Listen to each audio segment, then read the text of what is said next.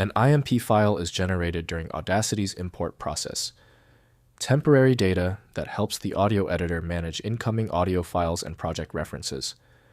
I'm Evan Brooks, Certified Support Engineer, and I'll help you manage or troubleshoot these audio project data files.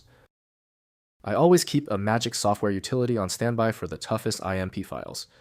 That's our guaranteed solution if the initial steps don't work.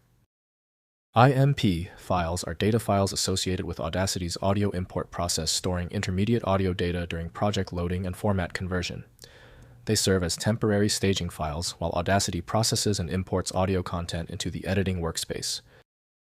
Audacity IMP files are generated during the import pipeline as raw audio data is decoded from source formats and prepared for editing.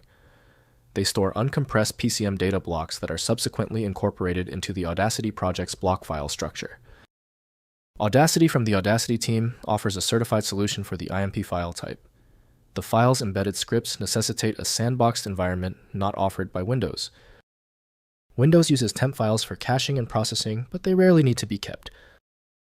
We're performing an initial software compatibility check. Right-click your IMP file and choose Open With. Test Audacity first. If it's not there, select another program. This process often yields a quick solution. If your IMP file will not open yet, do not panic. This is a truly stubborn IMP file. To find the error source, we need to test these critical common failure points right now. First, resolving import issues. If Audacity fails to import audio and leaves orphaned IMP files, check Edit, then Preferences, then Libraries to ensure FFmpeg is installed for broad format support. Reinstall the FFmpeg library from Audacity's download page to resolve codec-related import failures. Next, cleaning up files, IMP files, remaining after project import can be safely deleted as they are temporary. Navigate to Audacity's temp directory specified in Edit, then Preferences, then Directories, and delete any orphaned IMP files to reclaim disk space on your system. Finally, importing audio correctly. To avoid IMP file issues, use File, then import then audio in Audacity and select supported formats such as WAV, MP3, FLAC, or OGG.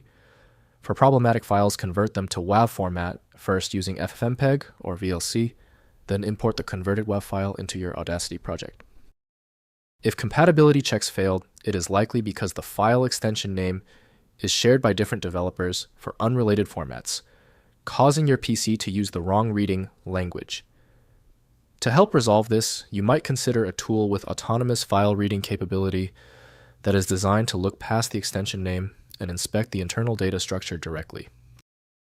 Because the specialized software couldn't access your file, you need a dedicated universal solution. FileMagick is the one I always recommend. Visit filemagick.com for details. If your issue is resolved, please comment "Fixed" below. Subscribing is the best way to keep getting help.